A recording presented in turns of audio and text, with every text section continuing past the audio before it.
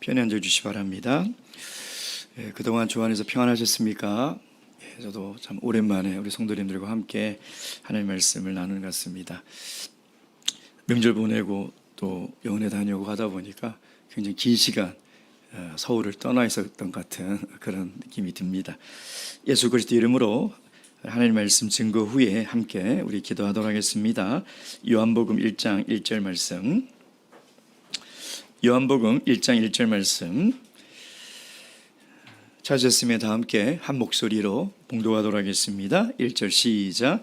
태초에 말씀이 계시니라.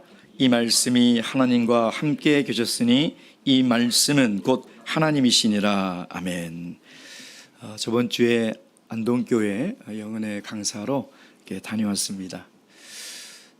도심에서 살다가 차를 몰고 황급빛으로 변해가는 들녘을 보면서 참 여유롭게 이렇게 운전을 해서 이렇게 가는데 참 다른 영은회와는 좀 다른 그런 감회가 참 새로웠습니다. 왜냐하면 제가 목자 안립을 받고 처음 부임한 교회가 김천, 안동, 대구 교회였습니다. 거의 한 20년 만에 다시 안동 교회를 찾아가는 그 마음이 참 남달랐던 그런 느낌이었습니다. 근데 그때도 새 교회를 이렇게 담임하다 보니까 김천에 사택이 있었고 안동은 참 자주 갈 수가 없었습니다. 한 달에 한 번 가면 제가 오는 날은 잔치날이에요. 그래가지고 뭐 각종 음식들을 참 많이 하시고 제가 돌아갈 때는 특히 가을이면 거의 농산물을 다 싣고 이렇게 떠났던 그런 기억이 납니다. 갈 때마다 참 부모님의 사랑을 느끼고 성도님들의 사랑을 늘 받기만 하고 죄송한 마음으로 이렇게 오고 갔던 그런 교회였습니다. 정말 오랜만에 갔더니 제가 제일 좋아했던 안동 찜닭도 사주시더라고요. 정말 오랜만에 팍팍 비벼가지고 영원에 가면 잘 많이 안 먹는데 굉장히 많이 이렇게 먹었던 기억이 납니다. 그러면 영은회, 안동 영은회를 1박 2일 이렇게 짧게 배정을 했더라고요. 그래서 저를 배려하셨나, 이제 해외 갔다 오고 또 바로 회의가 있고 그래서 저를 배려하셨는갑다 하고 갔더니 그게 아니더라고요. 토요일 오전에 예배가 3번, 점심 먹고 예배가 2번, 중간에 딱 10분씩 쉬면서 5번의 예배를 이렇게 진행을 이렇게 하는데 입에서 단내가 난다는 그 느낌 아시나요? 나중에 오후 되니까 진짜 이게 쉽지 않구나. 근데 우리 성도님들을 보니까 그 새벽 예배부터 마지막 폐 예배는 중간에 딱 10분 쉬었거든요. 근데 참 하나님의 말씀을 그 사모하는 마음으로 그 말씀을 귀담아 듣고 또 그 말씀을 함께 이렇게 나누는 모습을 제가 보면서 참 오히려 제가 더 큰 은혜를 받았습니다. 안동에 계신 성도님들이 그래요. 목자님, 저희들은 늘 말씀에 굶주려 있습니다. 말씀이 너무 갈급하다는 거죠. 이렇게 시골 교회를 갔다 오면 늘 마음 한켠에 참 무거운 숙제 같은 것이 늘 있습니다. 아마 우리 도시교회 성도님들은 그런 기분을 잘 모르실 거예요. 거의 영상으로 이렇게 예배를 드리다가 현장에서 설교자를 통해서 말씀을 들으니 그게 얼마나 참 기쁘겠습니까? 저희 강남교회도 영은회가 3일 앞으로 다가왔습니다. 금번 영은회 기간 중에 하나님께서 저희들에게 참 많은 말씀을 들려주실 거라고 생각이 듭니다. 안동교회 성도님들의 모습을 보면서 금번 우리 강남교회 영은회도 우리 모든 성도님들이 정말 진심으로 말씀을 사모하는 그런 영은회가 되었으면 좋겠다. 말씀이 너무 홍수처럼 넘쳐나서 말씀을 가볍게 생각하는 것이 아니라 정말 말씀이 너무나 귀하고 소중한 그런 시간이 되었으면 좋겠다 하는 그런 기도를 했었습니다. 오늘 그런 영은혜를 위해서 우리가 세 가지를 함께 나누고 기도하도록 하겠습니다. 그러기 위해서는요, 말씀을 통한 축복과 은혜가 무엇인지를 우리가 바르게 알아야 됩니다. 우리 영은혜가 끝나면 늘 인사처럼 하는 말이 참 은혜 많이 받았다, 은혜 많이 받았습니다, 이런 이야기들을 하곤 합니다. 근데 정말 말씀을 통한 은혜가 무엇일까? 말씀을 통해서 우리 그리스도인들이 얻는 축복이 도대체 무엇이라고 생각하십니까? 여러분, 영은혜가 끝나고 나면 참 근본의 말씀을 통해서 은혜 많이 받았다, 그런 마음과 그런 말을 하지 않습니까? 도대체 무엇이 말씀을 통해서 은혜를 받는 것이고 무엇이 말씀을 통해서 하나님의 복을 누리는 것입니까? 그것은 말씀을 통해서 하나님과 바른 관계를 맺어지는 것입니다. 여러분, 성경에서 이야기하는 복은요, 물질의 복이 아닙니다. 건강과 어떤 명예나 세상의 성공의 복이 형통이라고 이야기하고 있지 않아요. 성경이 우리에게 이야기하는 복은 뭐냐면 하나님과 바른 관계를 맺고 살아가는 상태를 얘기하는 거예요. 내가 아무리 돈이 많고 아무리 건강하고 아무리 지식이 뛰어나도 하나님과의 관계가 바르게 되어 있지 못하면 그 사람은 불행한 사람이에요. 하나님의 복을 못 누리는 사람이라는 것입니다. 그러나 내가 가난하고 병들고 가진 것이 없어도 하나님과의 관계가 내가 바르게 되어 있다면 그 사람이야말로 정말 형통한 사람이고 하나님의 말씀을 통해서 복을 누리는 것이죠. 하나님과 우리 성도들의 관계가 어떤 관계여야 됩니까? 신뢰의 관계여야 돼요. 우리는 하나님을 100% 신뢰하는 믿음이 있어야 된다는 것이죠. 하나님과의 관계가 바르게 되어 있는 그리스도인들은 하나님을 신뢰합니다. 그래서 하나님과 나의 관계를 전혀 의심하지 않는 것이죠.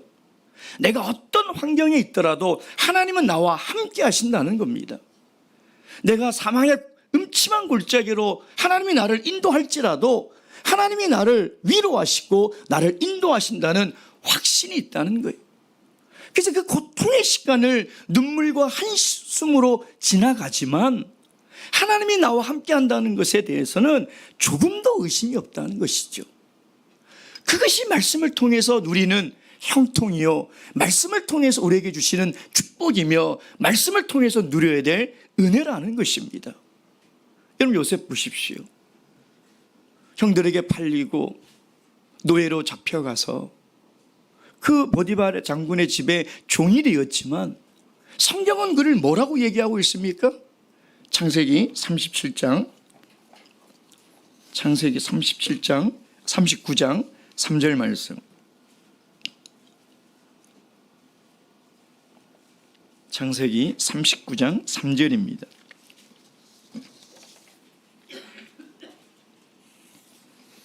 함께 읽겠습니다. 시작. 그 주인이 여호와께서 그와 함께 하심을 보며 또 여호와께서 그의 범사에 형통케 하심을 보았더라. 아멘. 사랑하는 성도 여러분, 말씀을 통해서 누리는 은혜와 축복은 약속의 말씀을 통해서 하나님과 나와의 관계가 절대 끊을 수 없는 신뢰 관계를 만드는 것입니다. 하나님의 약속의 말씀을 우리가 신뢰할 때 우리가 지금 어떤 형편과 환경에 있지만 믿음으로 인내하고 참고 그분의 선하심의 인도함을 따라 우리가 걸어갈 수 있는 것이죠. 그것이 말씀을 통해서 우리에게 주시는 하나님의 축복이요 은혜라는 것입니다.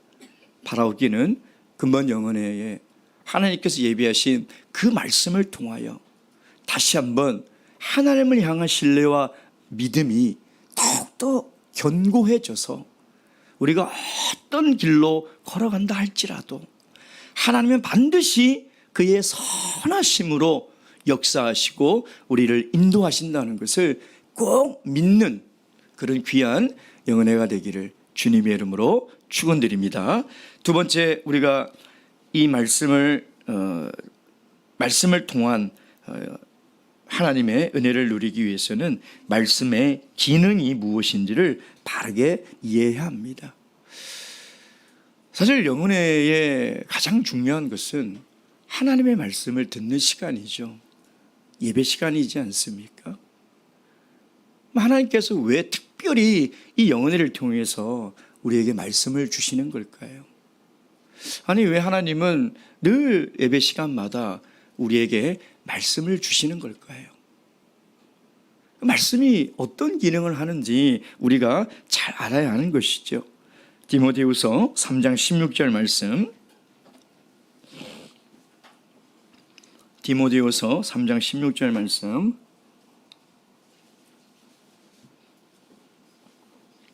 16절, 17절 말씀, 16절, 17절 다 함께 읽겠습니다. 시작. 모든 성경은 하나님의 감동으로 된 것으로 교훈과 책망과 바르게 함과 의로 교육하기에 유익하니 이는 하나님의 사람으로 온전케 하며 모든 선한 일을 행하기에 온전케 하려 함이니라. 아멘. 하나님의 말씀의 기능은 말세를 살아가는 모든 그리스도인들에게 무엇을 위해서 어떻게 살아야 하는가를 알려주는 삶의 지침서라는 거예요. 여러분, 오늘처럼 빠르게 변해가는 시대가 어디 있습니까? 무엇이 진리인지 구분이 되지 않을 정도로 수많은 세속적인 이 가치관들이 우리를 공격합니다. 무엇을 위해서 살아야 할지, 어떻게 살아야 할지 너무나 혼란한 시대를 살아가고 있다는 것이죠. 근데 얼마나 감사합니까? 하나님은 우리 그리스도인이 무엇을 위해서 어떻게 살아야 하는지를 정확하게 이 말씀을 통해서 우리에게 계속 이야기하고 있잖아요. 영적으로 이렇게 암흑한 시대에 하나님이 우리에게 말씀을 주시는 것은 이 말씀이 우리 발의 등이 되고 우리 인생길에 빛이 되는 것이에요. 하나님 말씀 외에는 진리가 없습니다.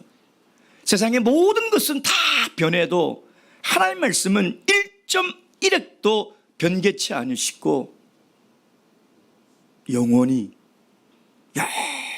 존재하는 것이 하나님의 말씀이라는 것이죠.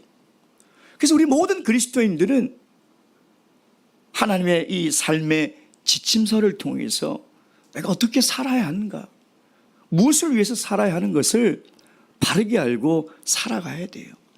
왜냐하면 이 하나님 말씀은 이 땅을 살아가는 모든 그리스도인들의 삶의 지침서인과 동시에 마지막 날 심판의 근거가 되기 때문인 것입니다. 여러분, 세상 사람들을 하나님이 무엇으로 심판하시겠습니까? 하나님의 말씀으로 심판하는 거예요.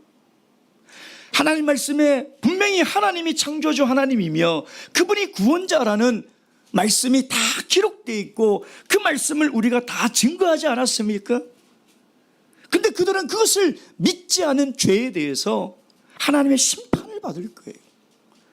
그러면 우리 그리스도인들은 무엇으로 심판을 받습니까? 하나님의 말씀대로 살지 않은 죄예요. 무엇을 위해서 살아가야 하는지를 분명히 말씀하셨건만, 어떻게 살아가야 하는지를 분명히 가르치셨건만 그렇게 살지 않은 죄에 대해서 하나님 반드시 심판하신다니까요. 그러니 우리가 이 말씀을 어떻게 가볍게 듣고 넘길 수가 있습니까? 어떻게 말씀을 듣고만 듣는 데에서 멈출 수가 있습니까? 하나님께서 우리에게 말씀을 주신 이유, 그 말씀의 기능은 이 땅에 살아갈 때에 삶의 지침서가 되고 그 말씀대로 순종하여 내 인생의 마지막 날 하나님의 심판 가운데서 구원을 얻으라는 거예요. 사랑하는 성도 여러분, 근본 영은혜에도 하나님께서 많은 말씀을 분명히 주실 겁니다.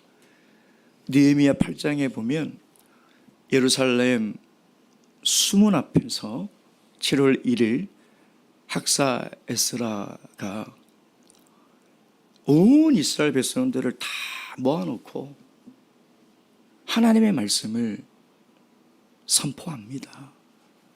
그 느헤미야 8장을 보면요, 새벽 6시부터 오후 12시까지 남녀노소 무론하고 무릇 알아들을 만한 모든 자는 그 말씀에 귀를 기울이더라, 이렇게 되어 있어요. 그리고 그 말씀을 듣고 깨닫고 통곡을 합니다. 회개하는 거예요. 왜 그럴까요? 우리 삶의 지침서인 그 율법의 말씀이 선포될 때 자기의 삶에 비춰보니까 너무나 추악하고 더럽게 살아온 거예요. 하나님의 거룩한 백성임에도 불구하고 그들이 하는 생각과 말과 행동이 하나님의 말씀과 맞는 것이 하나도 없었던 거예요. 그래서 그들은 통곡하는 거예요. 회개하는 거예요. 여러분, 사람이 정말 안 변하죠. 다른 사람 볼 거 없어요. 아이고, 저 사람 왜 저렇게 안 변해? 그렇게 할 거 없어요. 자기 자신을 보세요. 징그럽게 안 변합니다. 그렇잖아요. 근데 그 사람이 진실하게 하나님의 말씀 앞에 서면 변합니다. 사람은 절대 사람을 변화시킬 수 없어요. 나도 나를 변화 못 시키는데 누가 누구를 변화시키겠냐, 이 말이에요. 그 불가능에 도전하지 마세요. 근데 하나님의 말씀은 사람을 변화시킵니다. 근데 누가 변화되느냐? 하나님의 말씀 앞에 솔직히 서는 사람이에요. 그래서 하나님의 말씀을 자기에 비춰보는 거예요. 아, 내가 잘못 살았구나. 무엇을 위해서 살으라고 하나님께서 분명히 말씀하셨는데, 하나님의 영광을 위해서 살으라고 말씀하셨는데 나는 돈을 위해서 지금까지 살아왔구나. 내 명예를 위해서 살아왔구나. 내 인생을 위해서 살아왔구나.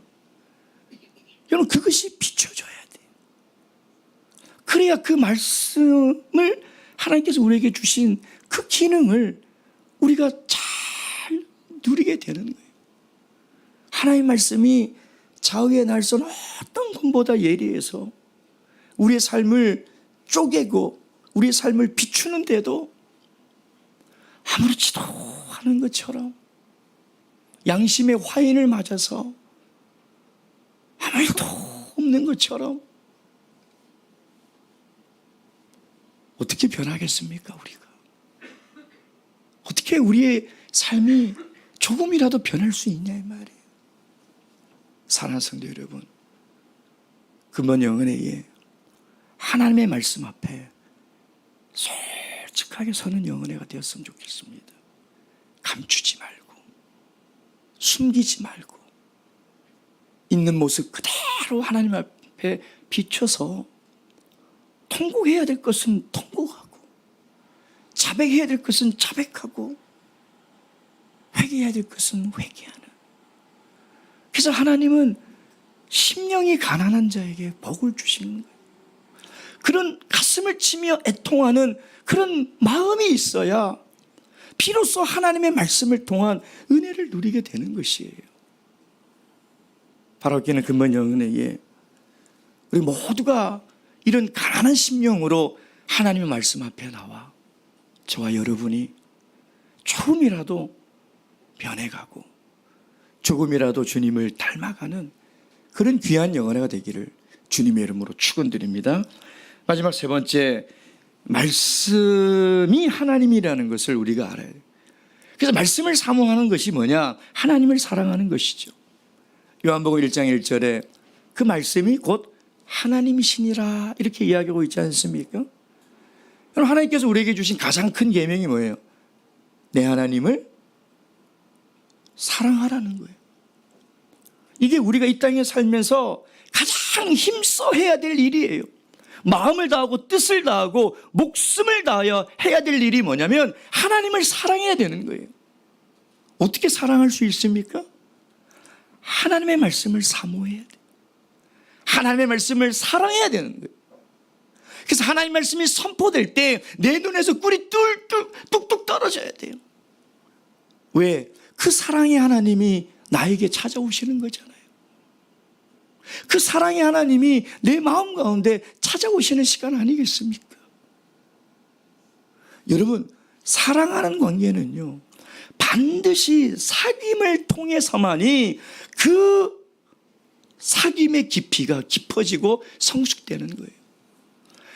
아무리 불이 붙는 사랑을 해도 두 사람이 사귐이 없으면 그 사랑은요, 변질될 수밖에 없어요. 아무리 사랑하는 사람이라도요, 사귐과 교제가 있어요. 그래야지 그 사람의 생각과 마음이 무엇인지를 알아. 그 사람이 기뻐하는 일을 우리가 하며 살아가지 않겠습니까? 우리가 하나님의 마음과 생각을 어떻게 알 수 있습니까? 아니, 입으로는 하나님을 사랑한다, 입으로는 하나님을 사랑한다 하면서 도대체 하나님의 마음이 어디 있는지, 하나님이 나를 향한 생각이 무엇인지를 우리가 어떻게 알 수 있냐 이 말이에요. 하나님의 말씀에 있잖아요. 하나님 말씀을 들어보면 하나님이 어떤 마음과 생각을 가지고 있는지 알 수 있잖아요. 그러니 이 말씀에 대한 깊이가 하나님과 나에 대한 사랑의 깊이라는 거예요. 신앙인이 철이 들고 신앙인이 성숙했다는 것이 어떤 의미일까요? 하나님의 마음을 안다는 거예요. 아무리 신앙생활 평생 해도 성숙하지 않은 그리스도인들은 하나님의 마음이 뭔지 몰라요. 하나님의 생각이 뭔지를 모른다니까요. 그건 신앙의 연륜과 아무 상관없는 거예요. 진심으로 하나님의 말씀을 사모하고 하나님의 말씀을 사랑해야 철이 드는 거예요. 아, 하나님이 나를 향한 생각이 이렇구나, 하나님이 나를 향한 마음이 이렇구나.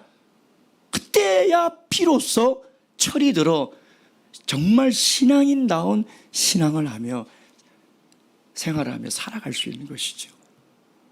바라기는 근본 영혼의 때 하나님의 말씀을 사모하시기 바랍니다. 그래서 한 시간도 놓치지 마세요.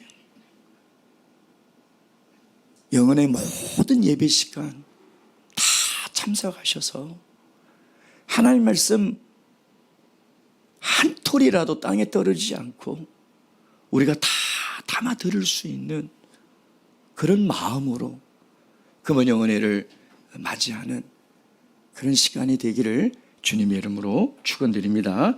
우리 기도하도록 하겠습니다. 우리 첫 번째 10분간 기도하실 때에 영혼회를 위한 기도를 함께 하도록 하겠습니다. 진짜 말씀의 능력이 충만한 영혼회가 될 수 있도록 기도하도록 하겠습니다. 또한 성령의 능력이 충만한 영혼회가 되어서 우리의 상한 마음을 위로해 주시고 갈아엎어야 될 마음이 있으면 성령의 능력으로 우리의 완고한 마음을 하나님께서 부드러운 마음으로 바꿔주셔서 그 말씀이 잘 뿌리를 내려 자라 열매를 맺을 수 있는 그런 귀한 시간 될 수 있도록 또한 하나님께서 세우신 강사님이십니다. 그 강사님에게 지혜와 성령의 능력을 주셔서 하나님께서 주시는 그 말씀을 담대히 선포할 수 있도록 우리 강사님을 위해서도 함께 기도하도록 하겠습니다. 10분간 영혼을 위해서 기도하도록 하겠습니다.